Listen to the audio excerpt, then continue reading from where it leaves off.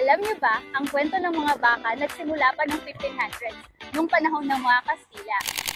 Ako nga pala, si Maris Bertuccio ang tagakwento ng Masbate. Samahan niyo ako sa special na episode na to para kilalanin ang rodeo, hindi lang bilang paligsahan kundi bilang isang kultura dito sa Masbate.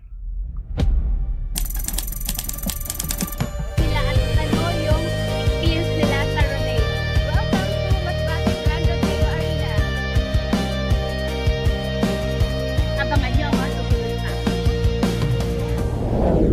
Noong panahon ng Kastila, nagdala sila ng baka mula Europa na makita nila ang rolling hills at malalawak na dumuhan sa Masbate. Alam na nila na perfect ang Masbate sa pagpapastol.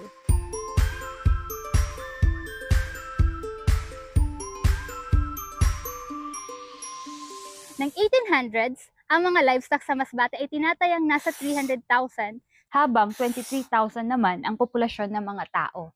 Imagine, sa kada tao, may 13 baka. Ginagamit noon ang batil para i-transport ang mga baka mula Masbate papuntang Cebu, Iloilo at Maynila noong panahon ng galleon trade. At ito ang malupit, binibili na ng mga incheck sa Sangley Point, Cavite ang mga panindang baka at dadalhin patungo Maynila para ibenta sa mas mataas na presyo.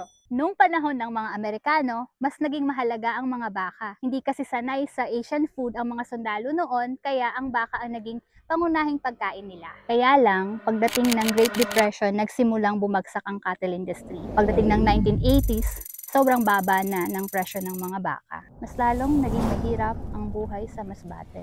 Nagtipon-tipon ang mga ranchero, pinangunahan ni Governor Emilio Espinosa Jr. at dito isinilang ang unang Rodeo Filipino noong 1992. Ang layunin, buhayin ang industriya ng baka at itaas ang pride ng Masbate sa buong bansa. Tuwing National Rodeo Finals, nilalahukan nito ng mga cowboys at cowgirls mula sa iba't ibang panig ng Pilipinas, na puno ng hiyawan, aksyon at adrenaline. And dahil sa Rodeo Festival, dumarami ang turista, negosyo at oportunidad sa Masbate. Kaya naman, noong September 2, 2002, ginawang opisyal na Rodeo Capital of the Philippines ang Masbate, sa bisa ng Executive Order No. 120 na pinirmahan ni Pangulong Gloria Macapagal Arroyo. Ngayong taon ay pinagdiriwang ang 29th Rodeo Festival. Rodeo Masbateño 2025! Buhay na buhay pa rin ang kultura ng rodeo sa Masbate. Isang tradisyong hindi lang para sa mga ranchero, kundi para sa bawat Masbateño.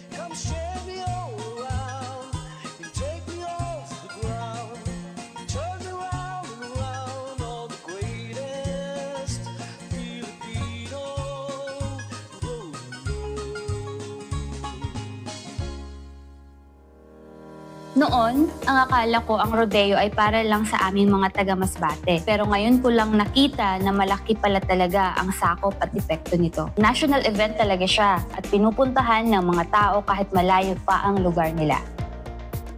Ang pinaka nakaka-touch sa akin ay yung mga taong nag-aalaga ng baka.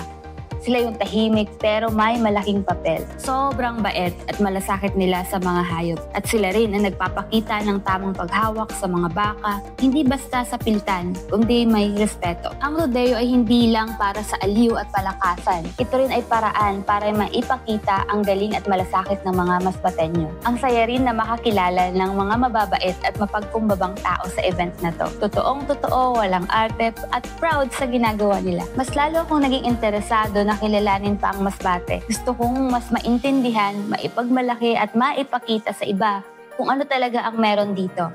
Kung ano pa ang meron sa Masbate. Marami pa tayong kwento dito sa Masbate. Follow mo na ako at kita-kits sa susunod na episode.